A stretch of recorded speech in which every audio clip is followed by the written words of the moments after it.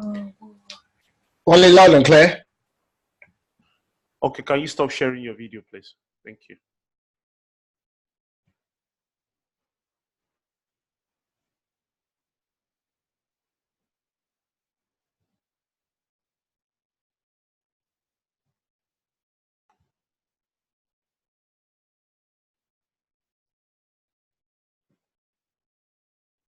Okay, all right. So good afternoon, all, and thank you so much for taking time to join our webinar, the second of the Smart Learning webinar, and the topic we're considering today is Internet of Things, a case study of factory of the future. Okay, so I'm sure most of you are not new to IoT, and if you are, then just count yourself lucky here that you're on the webinar today, because we have with us someone who is very, very knowledgeable in that area. So again, the topic for consideration is Internet of Things and a case study of factory of the future. All right. And the factory of the future here is the Chatty factory. Mike, who is our presenter or speaker rather, will be coming on shortly to give us, to take a deep dive into what today topic is all about. But I'm just going to scratch the surface, give you a bit of introduction about myself and also Mike as well, particularly around the topic that we're considering today. So the Chatty factory, it's a project, it's a 3-year project that is being funded by the Engineering and the Physical Science Research Commission here in the UK. And it is a program. When they say it's a program, it means that involves multiple projects. The project itself, it aims to explore the transformative potential of placing data-driven system at the core of manufacturing processes, with the aim of increasing competitive advantage for UK PLC by offering greater opportunity to innovation and also to reduce time to the market. So this is all about using data to drive the manufacturing industry. And the data we're talking about here are IoT related data. So today we have with us myself, who is the host. So I am the CEO of SmartLearning. Some of you know us by now. You must have seen our website. You know what we do. For some people that are new to our platform, we are a training organization, and we train cybersecurity related courses and other courses, other cloud related courses as well. But before you today is a speaker. His name is Mike Lakoju. Mike is a big data strategist and also an IoT security consultant. You could also call him a data scientist. And we also have a whole lot of knowledge around cybersecurity, analytic research, and is an associate in the School of Computer Science and Informatics, in one of the university here, I think Cardiff University precisely. So Mike has a whole lot of, before he embarked the doctorate degree, he has always been in the industry as a professional. So he's got a whole lot of practical knowledge when it comes to IoT and data science itself. So at the end of this webinar, you would have opportunity to ask myself questions, and also most of the questions, you would direct it to Mike, who's going to be helping out. So, but before we get into the actual webinar for today, it's also important for you to know that our upcoming webinar, we're considering a topic called the top 10 operational response to GDPR. Some of you, you're aware of GDPR. Some of you have undertaken a course, or perhaps maybe you're a B or a PM or a specialist in general data protection. By the 19th of next month, which is October, we're going to be having two consultants, two data protection officers that have got vast experience in GDPR. They're going to be helping how they're going to be coming on board, to teach us, top 10 operational responses to GDPR. Example are DSAR and a few other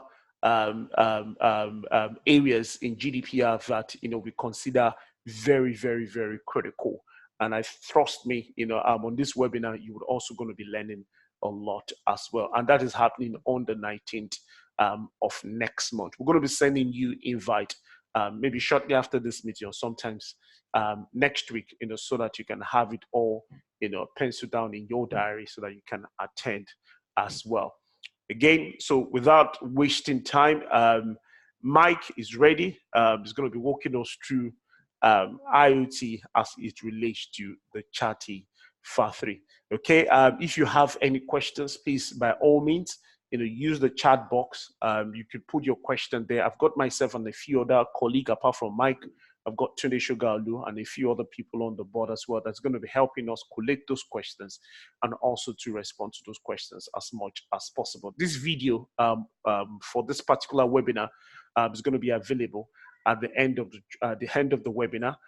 So again, if we already have your email address, we would share the video with you. The previous video has not been shared because we're having issues with where we can upload those videos so that it can be secured for those that wants to view it.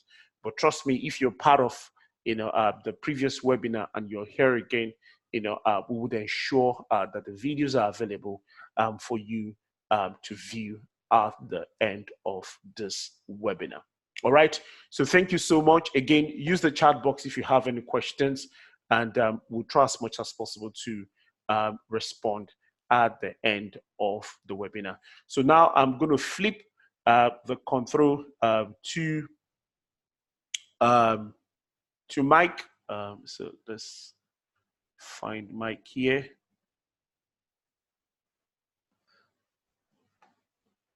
Let's be with us. I'll make Mike my co-host, and I'm going to flip the control to him. Okay, so that's you, Mike.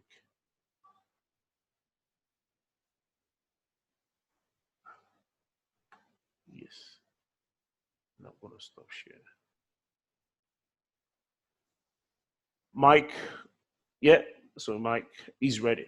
All right, so over to you again. Please, if you're not, well, we want to make sure that we have a clean recording. Please, by all means, let's make sure that, you're in a quiet place. Don't share your video. I think a few people, they try to do that. Don't share your video so that we can, have all this recorded and clean, for your own consumption at the end of the training, at the end of the webinar as well. So thank you. And yeah, we will speak to you at the end of the webinar. Bye for now. Mike, over to you.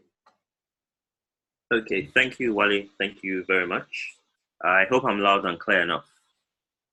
Absolutely. Okay. So, good morning, everyone. I'll be talking today about secure data analytics for dynamic manufacture. And this is all around the factory of the future. I'm sure a lot of us have been hearing about the factory of the future. You've been hearing about Industry 4.0. You've been hearing about Internet of Things, or IoT, or IIoT, or smart stuff, or smart factories, smart homes, smart things. Well, this is what we're talking about today. And I'm going to be talking about this project, a case study around the factory of the future. But very quickly, I thought to start with this statement by Benjamin Franklin. I saw it somewhere, and I thought it did made a lot of sense. Tell me, and I'll forget. Show me, and I'll remember.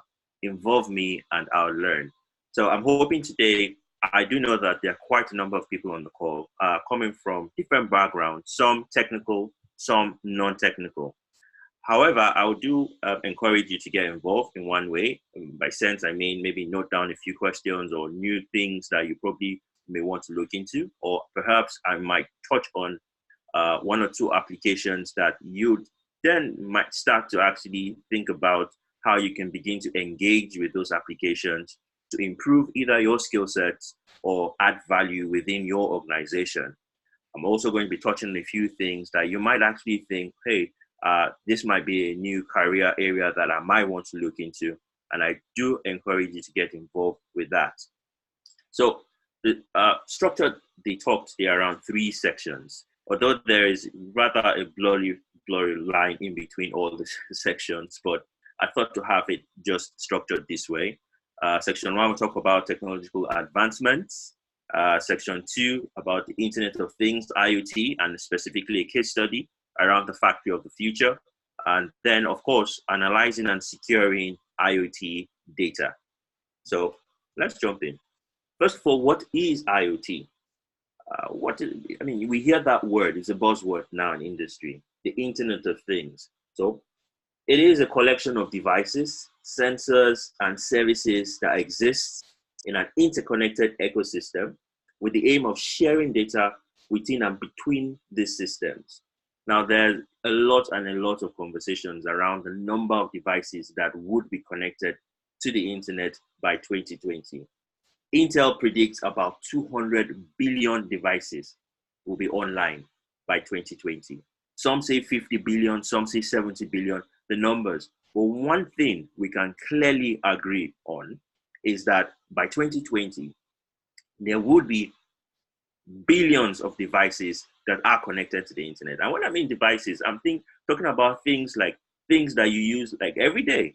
Smart fridge, smart shoes, smart toothbrushes, smart homes, smart cars, smartphones like we already do have, smart medical devices, and now we're actually even talking about smart factories. Now, I do like this other infographic put together, of course, McKinsey Global, NY Times, and a few other notable companies.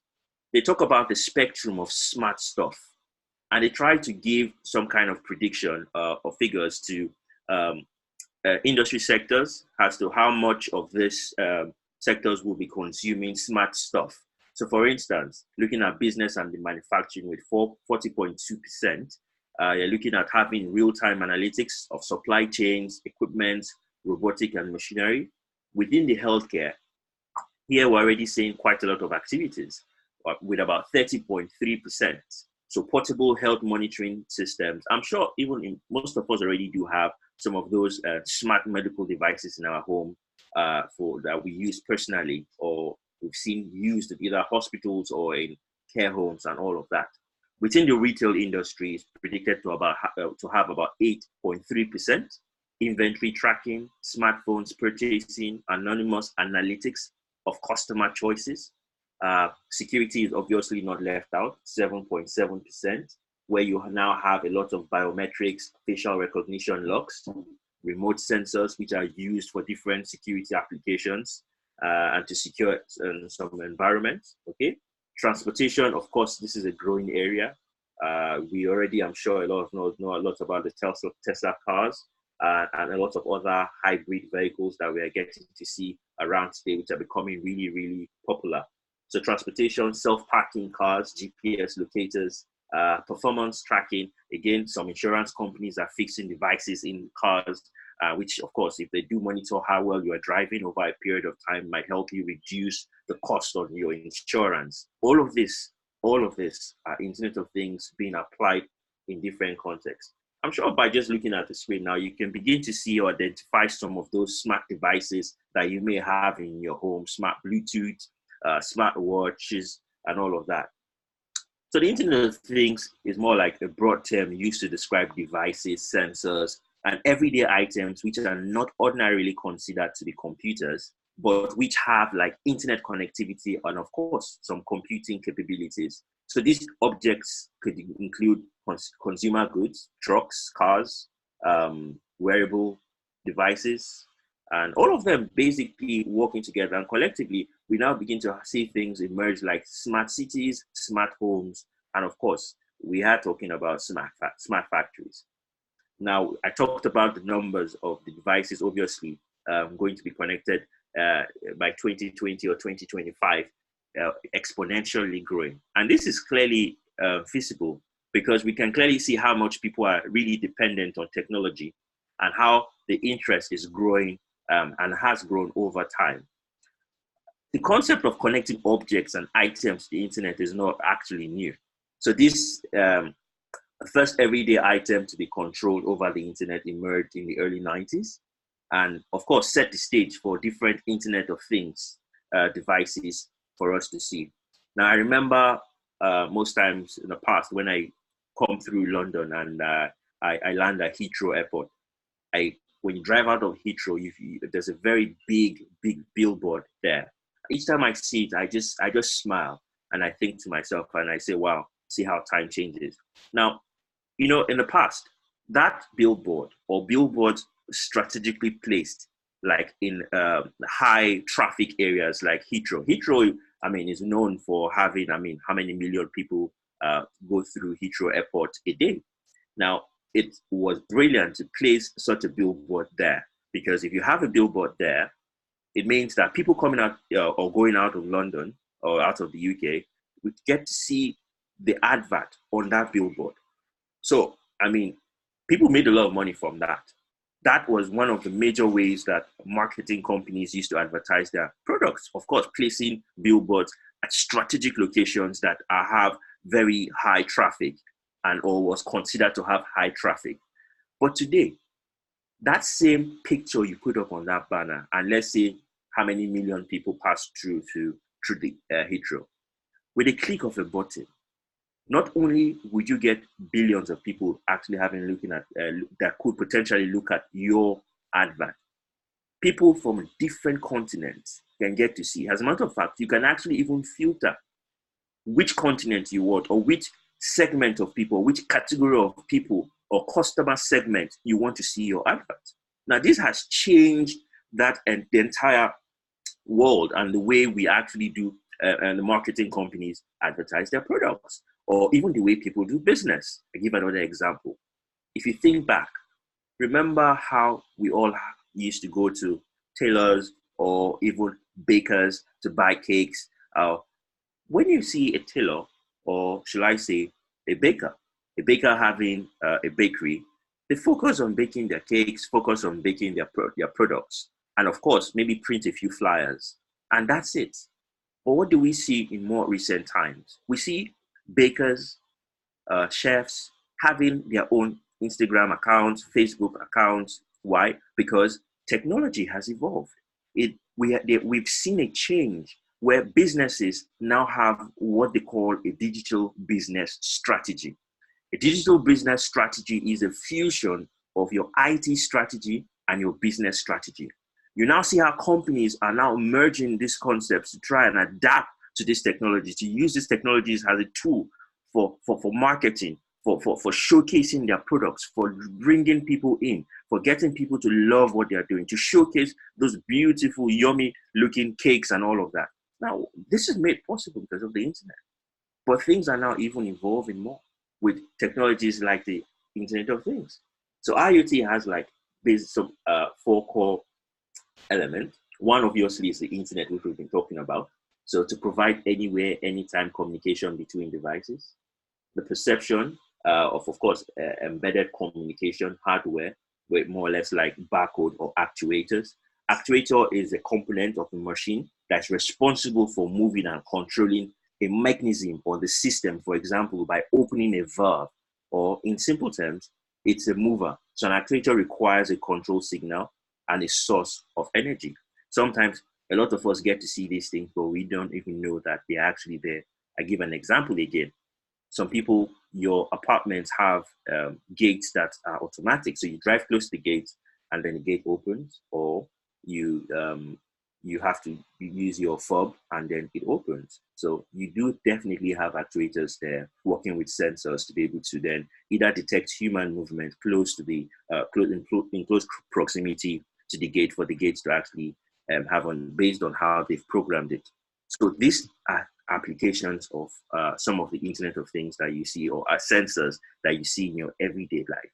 Now, let's jump into the core of what I want to talk about today, which is a case study of the Factory of the Future.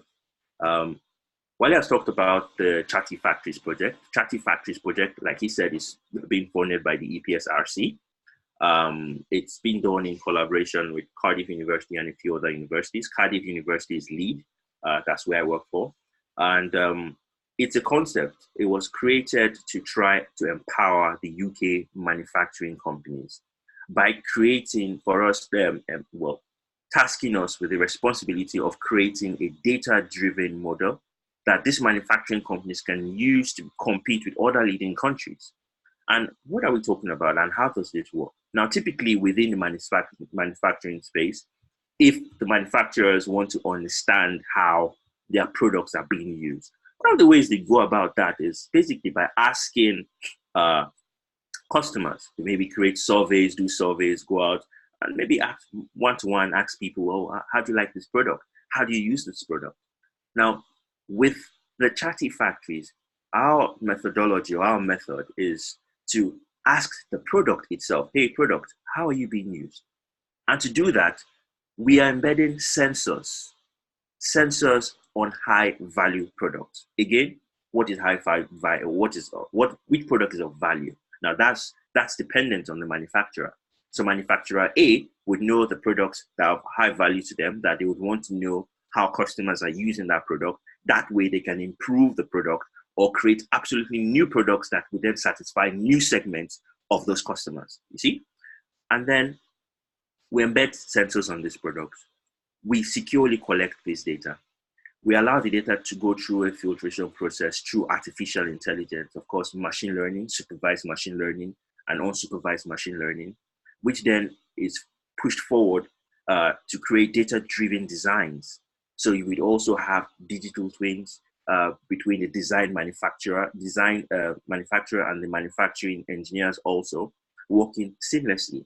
And then artifacts from that are then pushed into the factory floor, where you also do have learning process between the humans and the robots working within the factory to then create, using the insights gleaned from this process to then create either a new product or enhance an existing product. And then this goes in iteration, this continually works. Now, at the heart of all of this is the data. Clearly, it has to be secure. I'll be talking about control systems, SCADA systems, distributed control systems shortly. The security of this is critical. I cannot overemphasize the importance of security in all of this. As a matter of fact, without this being secure, there's absolutely no Chatty factory. There's absolutely no concept if the data is not secure. Because think about it, what are we doing? We are saying, hey factory, hey manufacturer, we want to open you up to the Internet of Things. The first question they will look at you, are you serious? How is this secure? How can you prove that this method is secure? Because by introducing the Internet of Things also to the factory, you are introducing new threats, new vulnerabilities, new forms of attacks, new threat vectors. So you need to be able to make sure that this is secure. And this is a very big issue. I'll get to talk about this a bit more shortly. One of the other things I said I would mention, well, is the core objectives of the Chatty Factory. So we have three main objectives. One is to pioneer secure IoT data use to understand how products are used in the wild, okay? Second one is to transform the product design cycle by continually channeling and visualizing product use data and improving design manufacturing links inside the factory. And the third one is to deliver a more fluid evolution of products on the factory floor through systems more capable of continuous change and informed by better human-robot learning partnerships. Now, this model, this vision, this is the vision 1 of Chatty Factories. This diagram captures and summarizes it quite nicely. This is our current vision. I'm stressing that because we do have a future vision of the Chatty. Now, the difference between this vision and future vision is this. We are looking at data outside the factory for Chatty 1. Chatty 2 is looking at data generated inside the factory. Now, it's very important to emphasize this because a good majority of the manufacturing companies you find today are focused on data they are generating within the factory, because there are quite a lot of issues, there are quite a lot of business challenges and insights they want to drive using that data, predictive analytics, even to create new strategies and methods, even from understanding how they're creating or how they can even optimize the process they're using to create their products. But here, Chatty 1, this Chatty 1 vision, as you can see from the top, we have product from the wild. We call it product from the wild simply because the data is being generated by customers everywhere, customers that you don't know how they're using your product. You don't know what is happening. You just know that the customer has purchased your product and they're using it in the wild. So with the sensors embedded on that product, with our method of collecting the data securely, we then come to the next block, which you see there called data annotation. But what does that mean? Now, we're getting this data. We want to be able to understand what this data means. We want to identify patterns. So we want to use unsupervised machine learning algorithms to be able to detect patterns, anomalies, interesting points, points of interest in the data. And of course, we're also doing that with the help also with an ethnographer to use human sense making on the data to then create labels. So we create labels for the activities that we've begun to understand what is happening here. Now, when we label that data after applying the unsupervised machine learning, we then push that to the next stage where we now create product use models. Now, at this stage, in creation of the product use models, we then apply supervised machine learning. I'm stressing the difference between unsupervised and supervised machine learning. For those that may be a bit technical, may understand. For those that are not technical, they may not understand, but I explain. With unsupervised machine learning, you do not have labels on your data. So you want to make predictions, you want to cluster the data, you want to create clusters, segments, you want to identify those patterns within your data. And you are doing that applying the unsupervised methods on the data set. However, on the supervised side, you now have labels on the data set, labels that have been clearly marked, and then you can then apply classification models, then do your prediction based on the classes or based on the labels that you have on the data. So at this point where we're creating product use models, the data has been labeled, so we can then begin to create those product use models. But you also have designer-led rules. Now, a designer might say to himself, okay, I'm designing this product, but I'm really curious to understand how does the product tend to fare under certain conditions at this particular point. So you might have a particular edge of a product, and then the designer wants to clearly place sensors there to understand how the material there, it does under pressure or under certain conditions. That's for giving an example. So you can then have interaction at that point by designer-led rules while we're creating the product use models. And then it's pushed to the next stage where we now have new forms of designs. So new forms of designs, this is data-driven design suggestions, which we then push into the rapid product manufacturing space. And there we have seamless digital twins for both the design and the manufacture. Now, again, a lot of people, some may understand with it, some that are in the manufacturing space may clearly know what digital twins are. Digital twins is like having a digital replica of a physical product. And then the beauty of that is when you now want to make real-time modification to your product, you can then first begin to make the modification on the digital version. see how that acts or reacts before you then push that into your physical design. So on our project, we have two digital twins. So one from the design side and one from the manufacturing side. And one of the outputs of the product is having that combined, working collaboratively. And that's a game changer. That's a step change, because imagine where you have, for instance, a car manufacturer. Now, a car manufacturer is designing this product. And imagine that the design team maybe are located in Cardiff. The manufacturing team are located in London. So if the design team starts to design and they say, oh, we don't want, we want the bonnet of the car to be shaped like curve. And they do that, they build this beautiful model, and then they feel they are done. And then the manufacturing team, engineers now come and say, hi, but where do we place the engine? You didn't think about that, you see? So these are some of the actual problems you do actually have in industry. So, but with the digital twin, imagine having a digital twin for both the design and the manufacturing side, and then they're working collaboratively. And then this design input they can work collaboratively on their design inputs and then see how each piece of work affects the other team. You understand? And it saves cost, saves time, of course, and then you have your products manufactured much faster.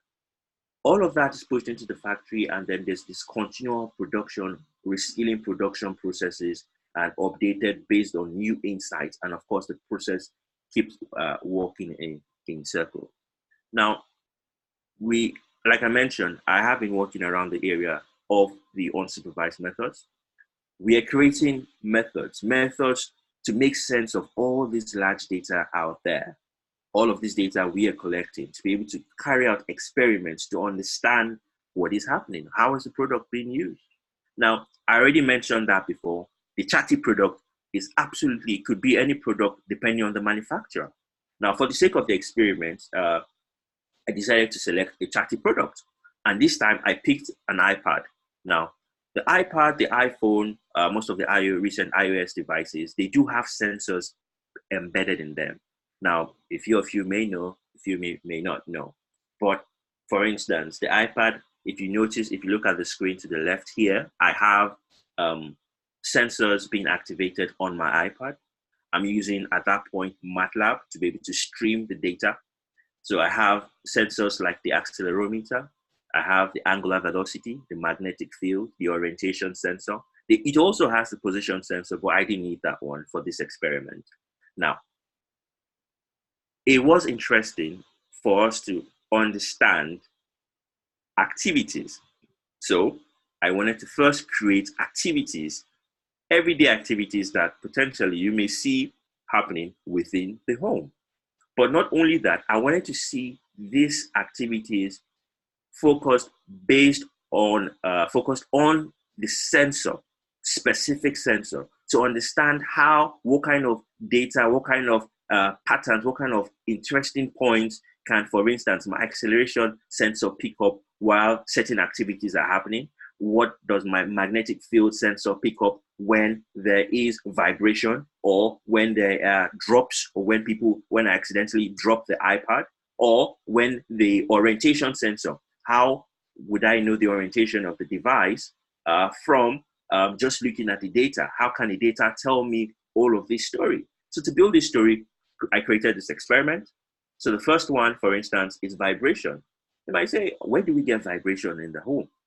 Imagine using the iPad. For most people that like to cook and listen to music, they place the device, either the phone or the chatty device in quotes, in this case, the iPad, right next to the blender. And thank you. I thank my wife. She was very happy to borrow me her blender. I promised her now we're not going to break them.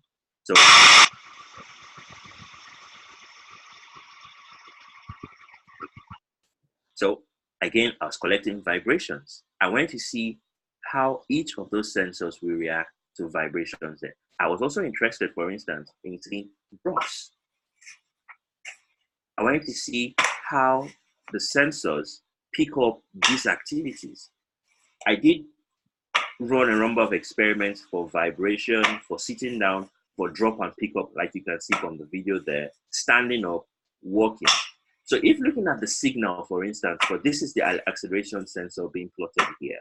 I can see the vibrations when it was vibrating. Of course, the acceleration sensor collects data on the X, Y, and Z plane. I can see the waves here for the drops and pickup. I can see the Z axis. I can see how it was raised. I can see some peak points there.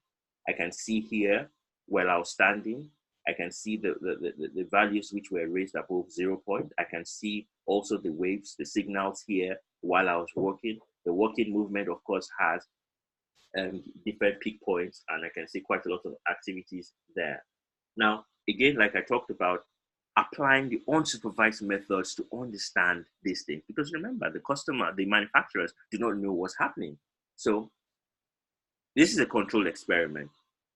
I then decided to use the K-means clustering algorithm. The K-means clustering algorithm is a brilliant algorithm which you can use to identify clusters within your data set. It helps you identify clusters within your data set. But there are certain things that you need to do for it to work. One of the things you need to do is to tell it how many clusters it should look out for you. Now, you might then ask yourself this question: how then do you know how many clusters to ask? That's where you use another algorithm called the within cluster sum of square, popularly known as WCSS here. Now you can see it here, sometimes they call it the elbow method. And I've applied the within cluster sum of square algorithm here to visually see the optimal number of K for each particular sensor.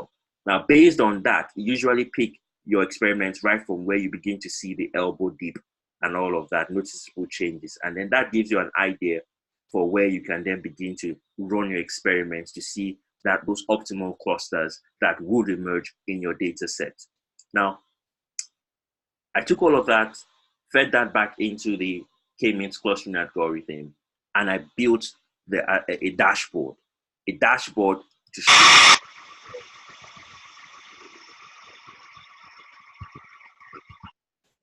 So let me minimize this and bring up the dashboard. Okay. So now this is dashboard created.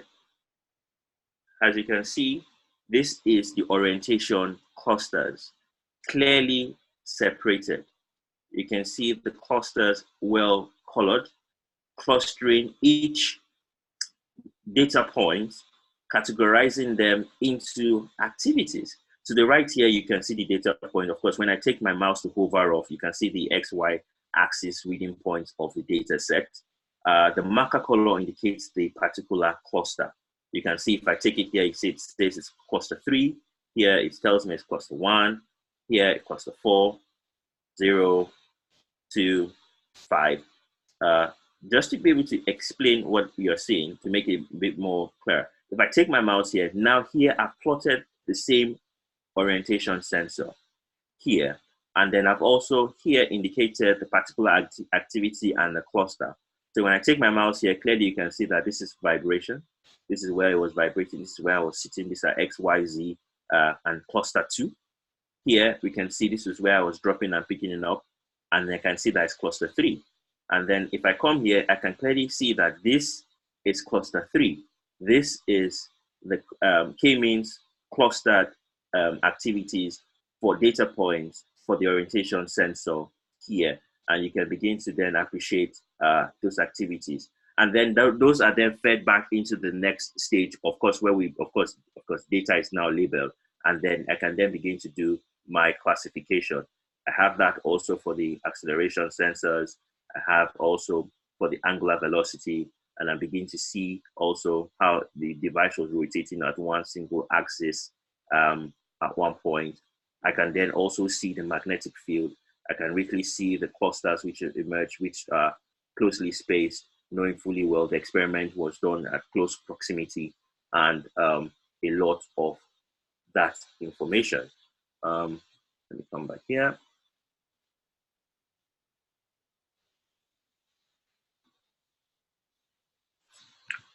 So moving forward, I talked again about the digital twins. The digital twins within the manufacturing is a big deal in the sense that it is very helpful. Imagine equipping a creative designer with a software tool that would allow him to understand how products are used in the world, and would have the capabilities to exploit the insight and accelerate the product innovation.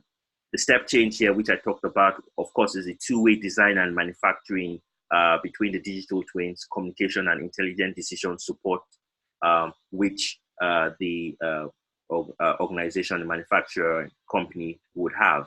Again, I talked about that earlier. The project obviously is done collaboratively. So each university have their what we call work packages that we're focused on. So, but all working collaboratively to be able to achieve the primary objective. We are tasked with a number of tasks.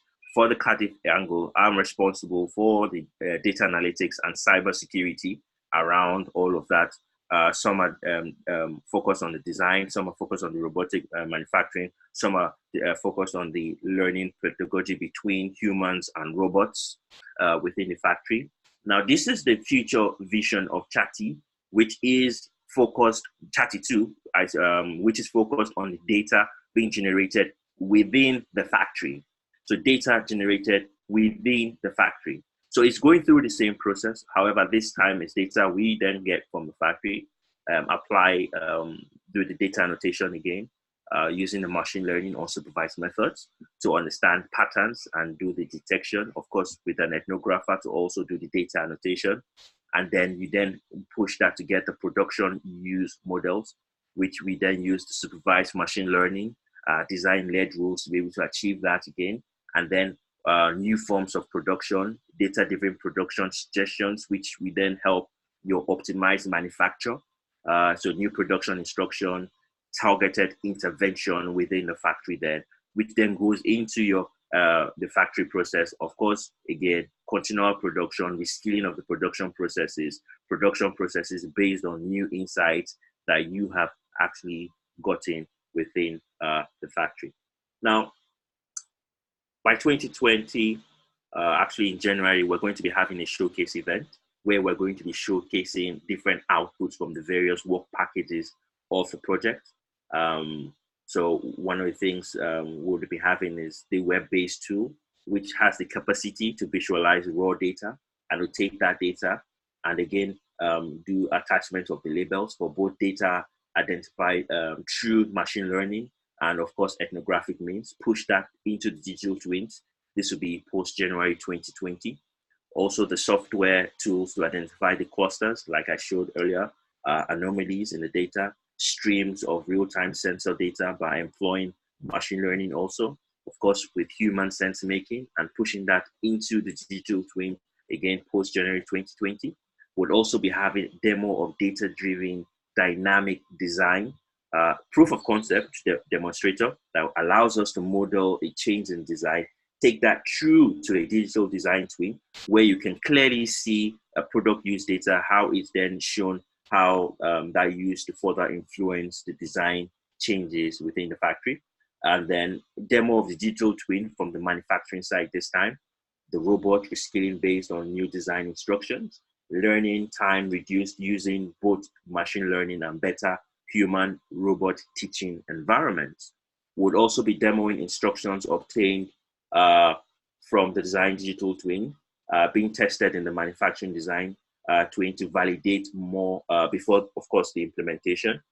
Would have a detailed plan to accomplish integration of the digital twins. I talked about the manufacturing twin and the design twin, and this is also in 2020. And this is one of the core, which also I am responsible for, which is the risk assessment and security architecture to address the risk in the Chatty factories model to validate, and this will be validated by industry stakeholders. I have already been carrying out certain research and experiments around securing the Internet of Things around the factory, conducting risk assessments. So risk assessments, identifying those risks of converged IoT and OT. OT is your operational technology. So I have been looking at combining the stride and dread model for risk assessment. I've been looking also at the security architecture the security architecture, there are some best practices that most of the manufacturing companies tend to look at, things like the Purdue model. The Purdue model for security architecture encourages you to use segments and levels to segment and layer your organization. So the way it works is you have like level 5, level 4, 3, 2, 1. From 3 down to 1 is your manufacturing zone. You have 4 upwards, which is your enterprise zone. This is separated by a DMZ, a demilitarized zone. A DMZ is like a control air gap space. Now, you do not let, I can't stress this enough, you absolutely do not let traffic flow from your enterprise to your factory. Impossible. You should not do that. You define, you put things of similarity in a particular segment and layer. So you have the architecture having things that are internet facing, you put them first in level 5 top zone, which we have a DMZ there also, where you now put well-defined firewall rules, intrusion prevention systems, intrusion detection systems. You also have your SIM tools. You also try and segment your log for analysis, so that an intruder will not just have access to those lists. Your databases have to be secured. And one of the things you also have to take into consideration with the intrusion detection systems, you define intrusion detection systems for each segment. Sometimes you get a lot of false positives. So it's best practice to try and have one intrusion detection system tailored for systems for your products within that particular segment. So if you have your databases, for instance, at level 4, then you have an intrusion detection system that is tuned to look out for that. And then when you want to then pass data, for instance, from your enterprise side to the manufacturing side, you can then define your firewall rule and then have a file server in your control DMZ, where you then dump the file with there, and then from the manufacturing side, they can pull it down to the manufacturing side and have that.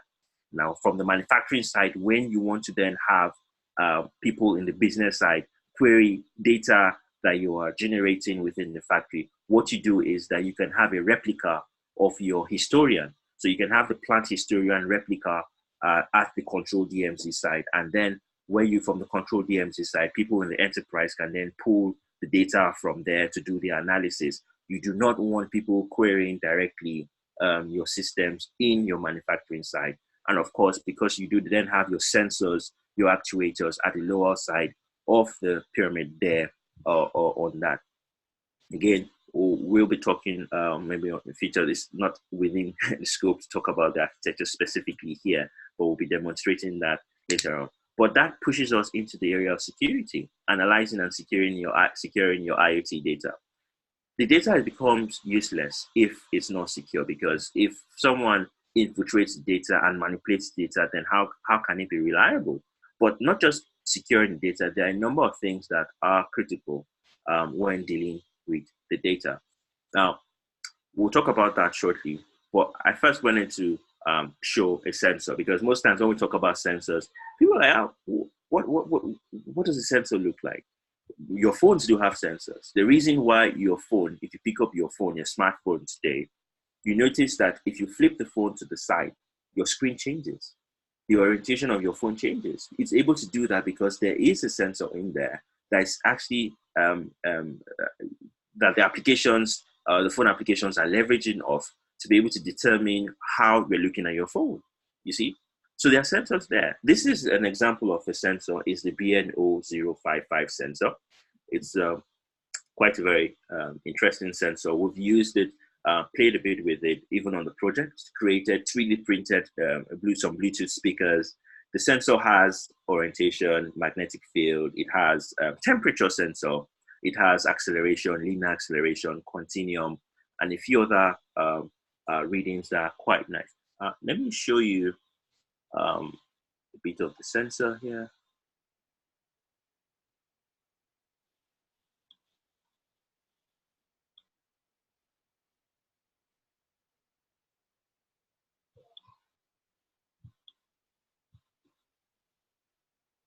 Okay. I'm going to have to turn on my camera here now.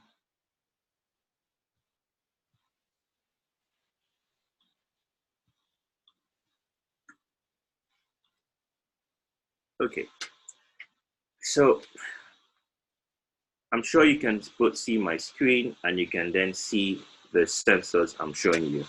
Now, this is the BNO055 sensor right here. This is a breadboard and this is an Arduino board. This is an Arduino board. I've connected the Arduino board to my laptop and then I'm reading out data in real time from the BNO055 sensor. You can then see on the screen here the sensor readings which are changing as I'm moving. Now the rabbit, the bunny that you can see in front there is more or less like a replica of this. It's as if I'm holding the bunny right now in my hand.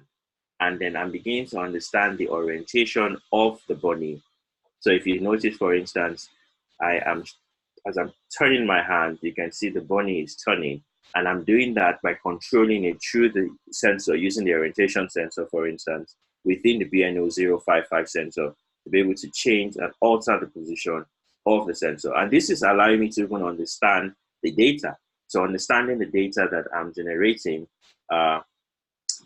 from the readings there. So if I flip it upside down, for instance, if you notice the gravity Z sensor is telling me that it's minus 9.8. Now we already remember from our school days in physics, acceleration due to gravity is 9.8 meters per second. So here you have the XYZ plane. Remember the 2D graphs from normal mass in school, so X, Y, but then you have Y. Now you have Z. Now Z is pulling up, coming towards me. So it's the axis towards me or below. So in simple terms, if I want to understand the orientation of this device now, the top here is my Z. Down here is my minus Z. So this area is my positive X, negative X, positive Y, and negative Z. So if you notice from the gravity, for me to know of what, if this thing was falling, for instance, face down this way, I can see that the Z is negative. You see that from there. So it's minus 9 point, yes, it's 9.8, yeah, but approximately 9.8, yes. So the fall due to gravity is falling face flat. So I can see now. So this is how a typical example of how you can begin to use the data from the sensors to understand the product. You understand? Just to give that as an illustration, an example of that. Okay, let me go back here. Good. Now, cybersecurity. This is key. Now, Forbes, I took this extract from Forbes, and they said on-field cybersecurity jobs are expected to reach 1.8 million by 2022. That's up to 20% from 1.5 million in 2015, according to the Center for Cyber Safety and Education. Now, what does that mean to you, either as an individual or as a company? I've shown you a lot of, and giving you practical examples about, first of all, the project, the Chatty Factories project, what we are doing, and how the project is, of course, very relevant to what, the factory of the future. But aside that, it's showing you that there's vacuum, there's space for those that probably want to look at the security angle. So security, securing your Internet of Things, securing the factory, securing converged technologies and methods and strategies that are being introduced to the factory with breakthrough technologies around the Internet of Things or things like that. They can't find enough people, that's what they're saying. So you can either be deciding, either from a company perspective, you need to consider the security. Why? We're saying we're pulling data from the world. How sure are we that somebody within their home, having ample time in their balcony, enjoying pizza and a bottle of Coke, screw open the product, plant malicious code on that device so they can piggy bank while you're sending the data or collecting data from that device in the wild back into the factory to compromise your servers, to own the servers, then to get their foothold into the factory. You can see that, okay? Or imagine a malicious employee within the organization from one of the nodes within the digital twin space, then using that to then manipulate the data. Or, for instance, we're talking about GDPR now. One of the things and the methods we have actually employed within the Chatty Factories project is to ensure that every personally identifiable information for people is taken out before the data is then processed. And of course, the consent of the individuals are first gotten before we then even use that data set. Okay, so there are methods and strategies we've also put in place to be able to carry out our analysis and the entire process and the product from considering all the legal implications that we have to consider. Of course, there are growing concerns around privacy and the Internet of Things. Again, that is why security is paramount.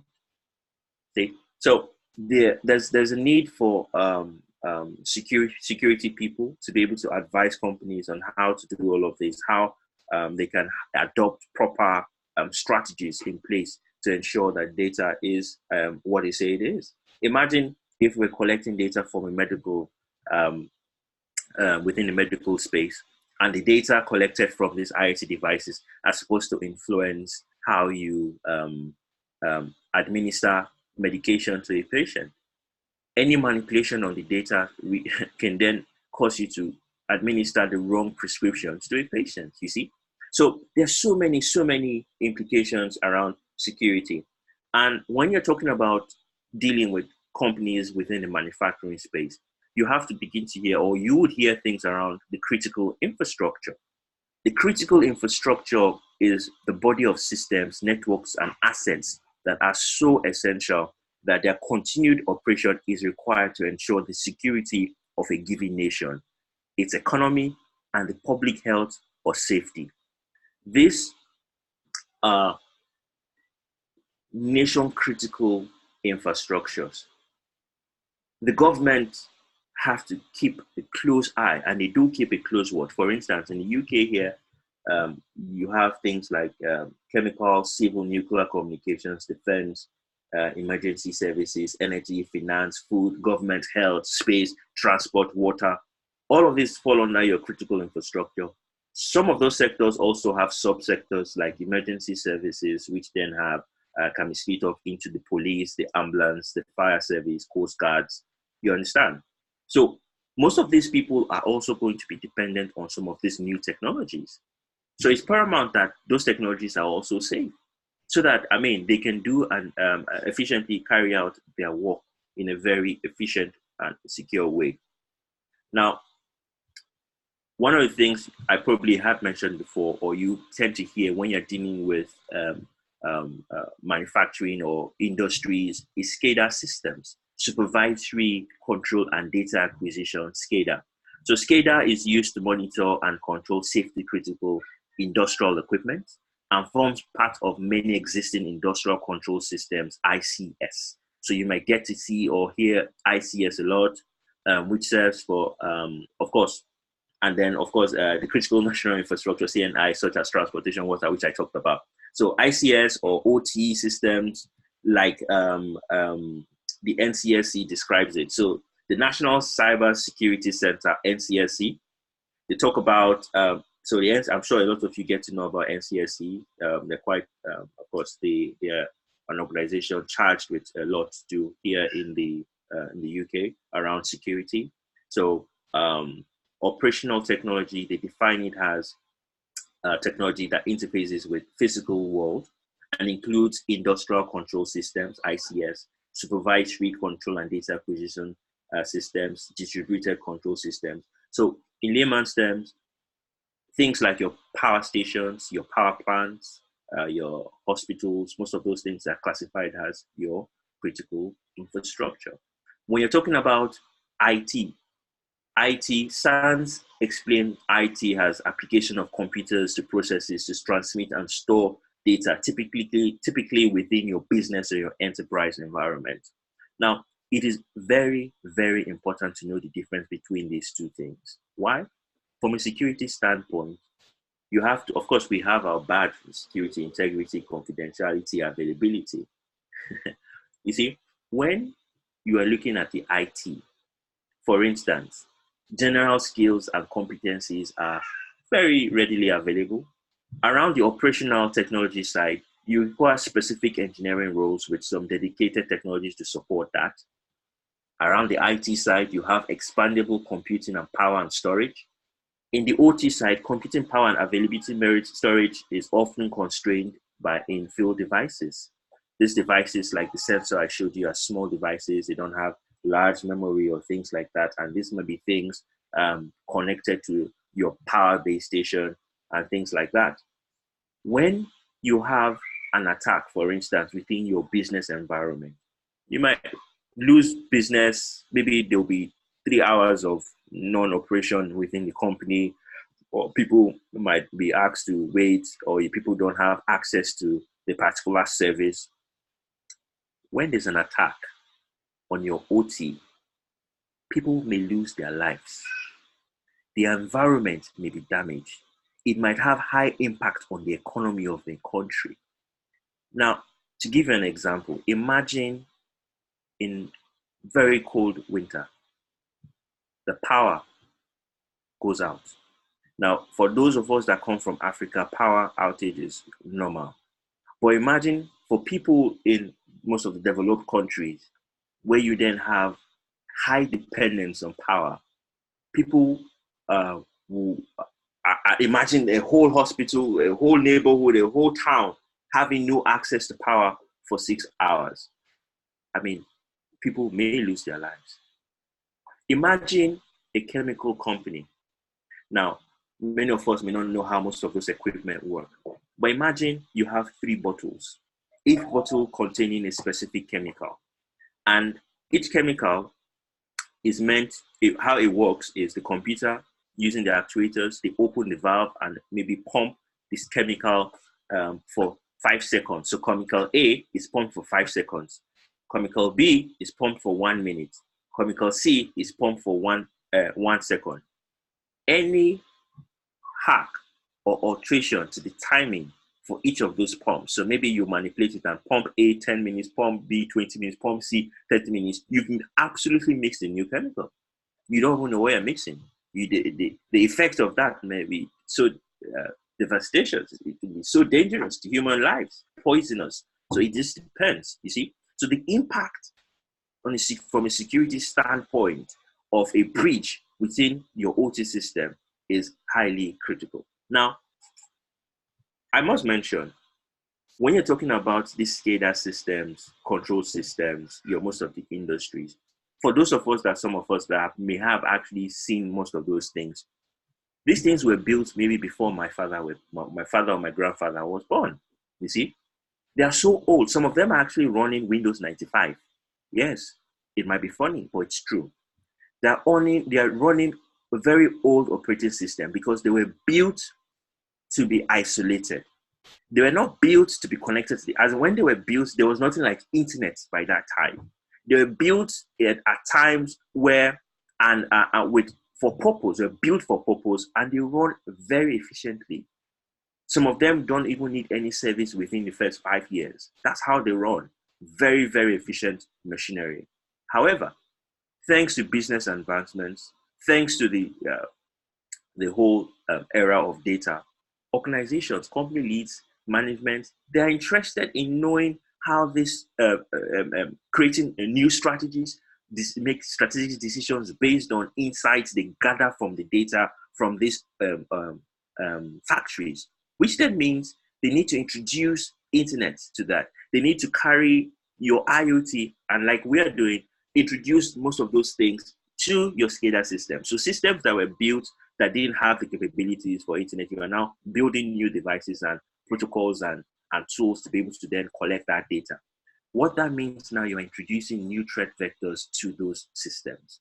So you have to be able to understand the kind of attacks that your IoT are vulnerable to, know how you can mitigate those things. And then especially when you're now looking at converging your IoT devices to your SCADA systems. Again, from a security standpoint, you can begin to see how the relevance of people with the security skill sets on how you can then conduct your research, do your risk assessment, look for good methods how to secure it. Because like I've said, within your space here, most of you are already operating Windows 10. But you have systems that are still running Windows 95. I'm sure Windows 95, many of you never even knew. You can't even remember what it looked like. But yes, all those attacks that were vulnerable that could hit Windows 95 could still hit Windows 95. And then when you now open these systems to the internet, you're exposing them. Some of them, you can't even run a scan on those SCADA systems. It will crash. They will crash. You can imagine a system that would take maybe 1 week to pull, to turn off. A system, I remember there was an attack on a steel mill. It took them over a week to shut down the furnace. It was, I mean, the impact is there. If you do a Google search, you'll see some of those incidents. I mean, some of you know about the Stuxnet. Some of them, you know about some botnets attack, Mirai attack, and all of those things. So there's so many attacks. Introducing your Internet of Things to that, you have to be prepared. You have to make sure that you can secure them. You do them in a very secure way to ensure. Again, when you are talking about this, clearly you can see from our conversation so far, old risk methods may not be suitable when you're introducing your IoT. Why? Imagine that you build your network. You build a network now and you run your cables, and we use a wired network. We know where point A, B, C, D is.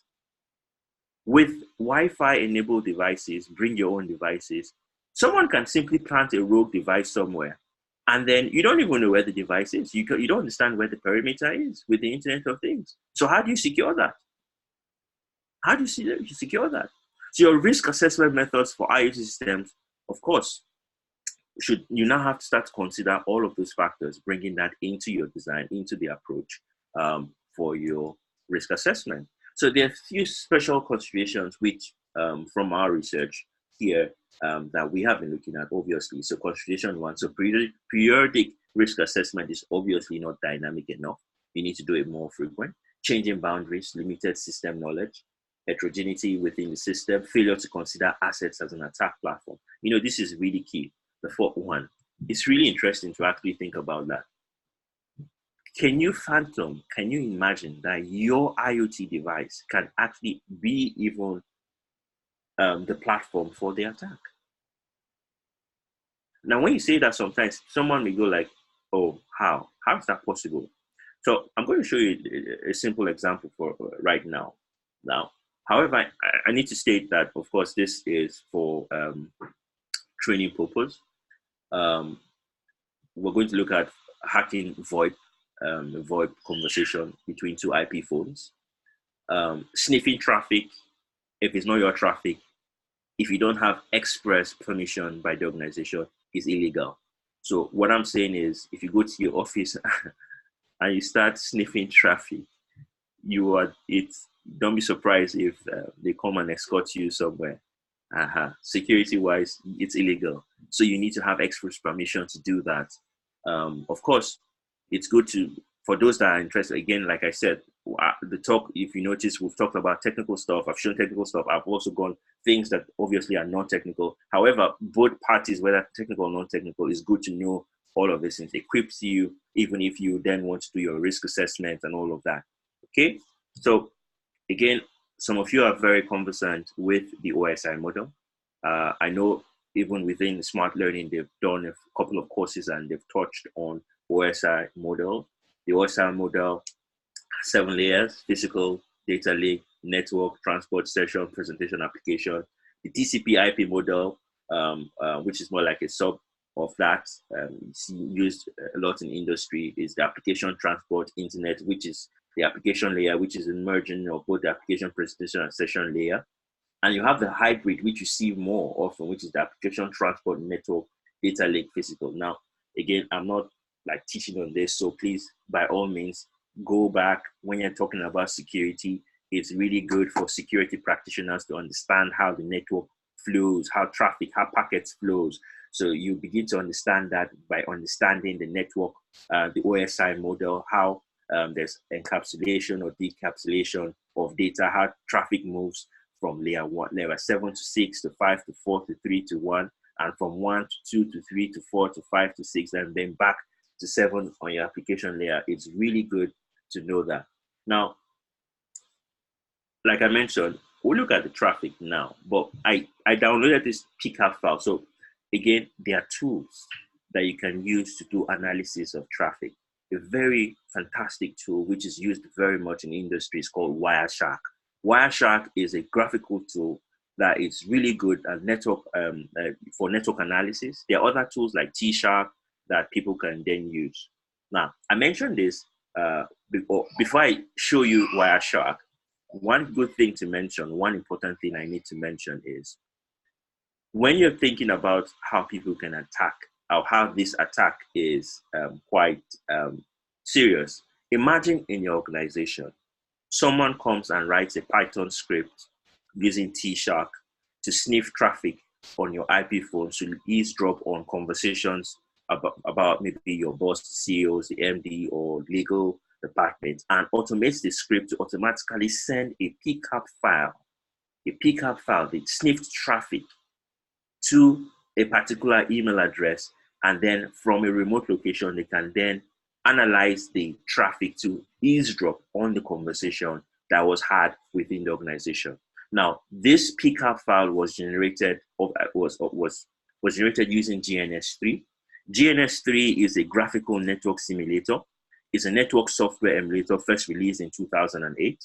It allows the combination of virtual and real devices used to simulate complex networks, you see? So it's really good. So here we can see we have PC1 and then PC2.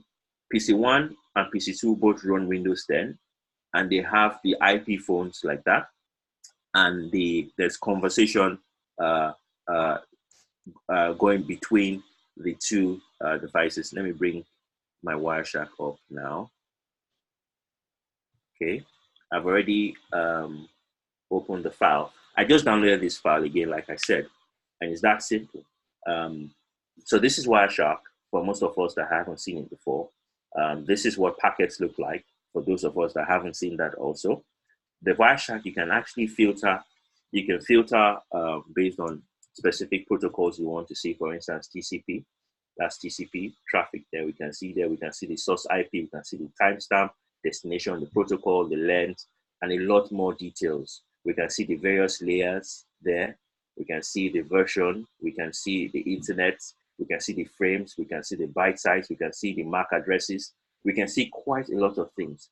Now, again, this pickup file, like I said, was a VoIP call. With Wireshark, you can actually just come to telephone service and say VoIP call to actually see. You can see that there was a voice conversation, and the protocol here was Skinny. Skinny is a protocol which obviously runs on TCP IP. Now, I'm sure some of us already do know from our security trainings, difference between TCP, UDP, and all of that.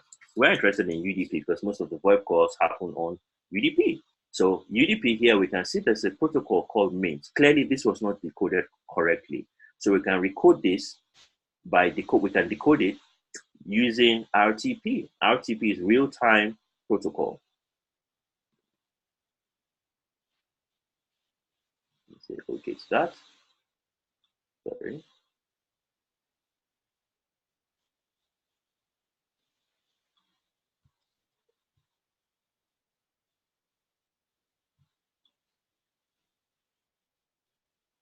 Okay. Analyze the streams. Let me bring this here. Okay.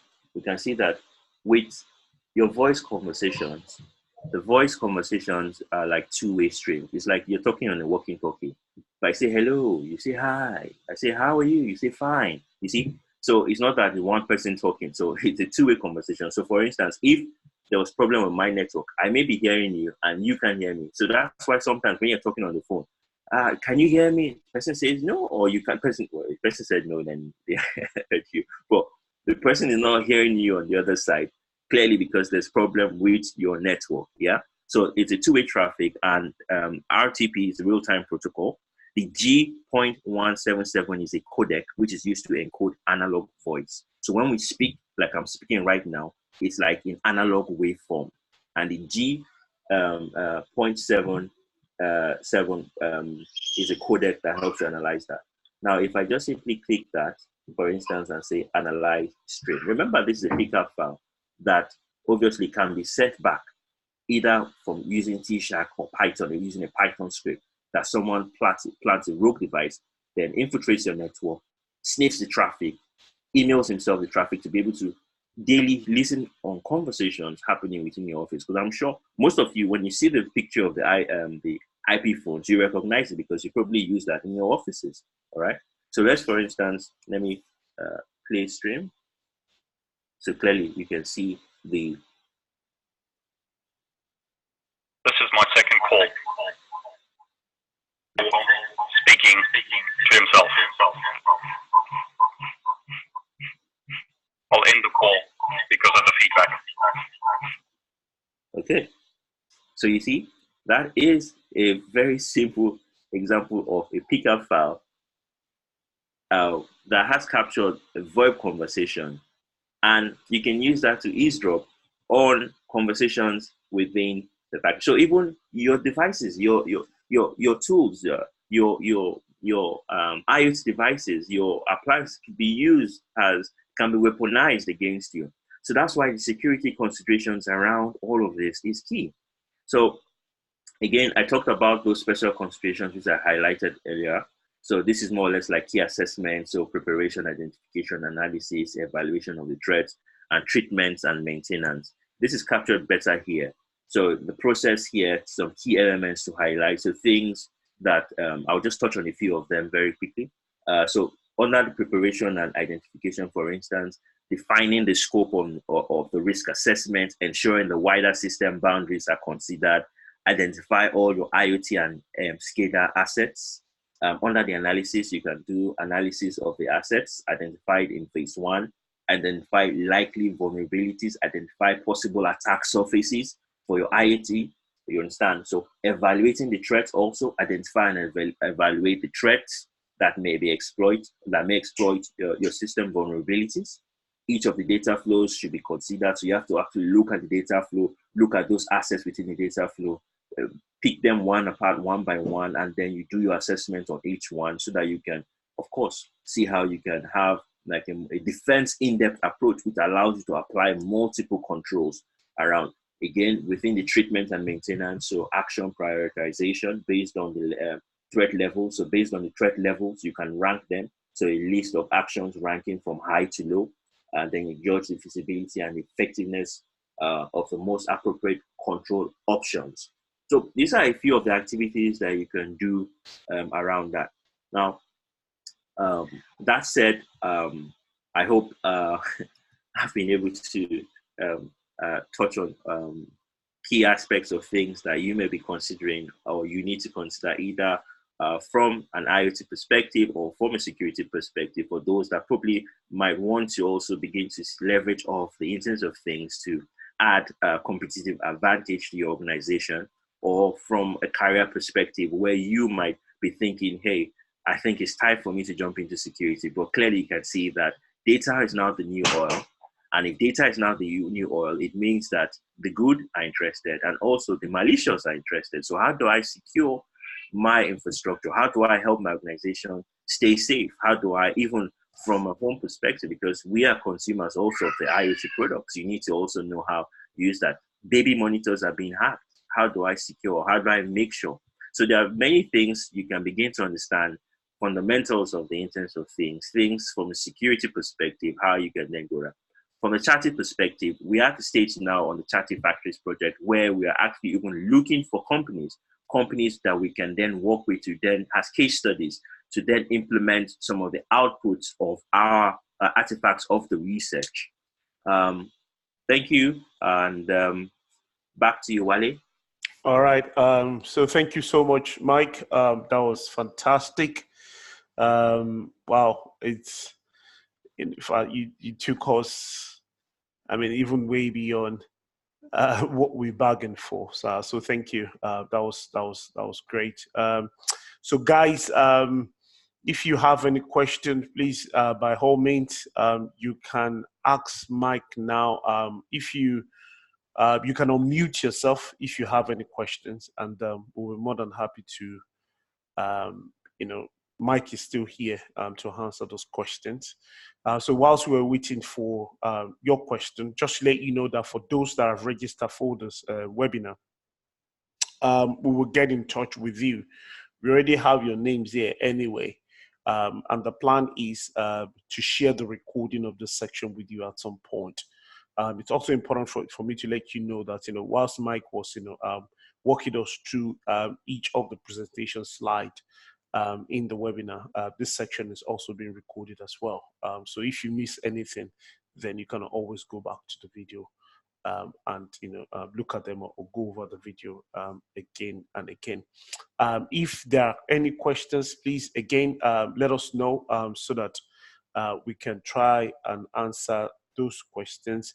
Earlier on, I did mention that we're going to be having another webinar, but this one is specifically on GDPR, the top 10 responses in GDPR. We're going to be considering data breach. DSA is a data subject access request. We're going to be looking at things around privacy. So if you're interested in data security, if you're interested in GDPR, please by all means, attend the webinar on the 19th of October 2019. Any questions, guys? Any questions before we close the section? Wally, I can see 2 questions on the... Okay, let's look at them. So Alex says, great presentation, Mike. I have 2 questions. Where could we find more specific information, report, paper about the Chartify 3 model, both from you and other universities? And number 2 is, any plans to test the whole system in the real factory, or is that still too far away to be considered? Mike, do those questions are for you. Okay, thank you, Alex. We have a website, thechartyfactories.org, which showcases. If you post it here, that would be great, so that Alex, every other person can also see. So if you just okay, okay, I'll post it.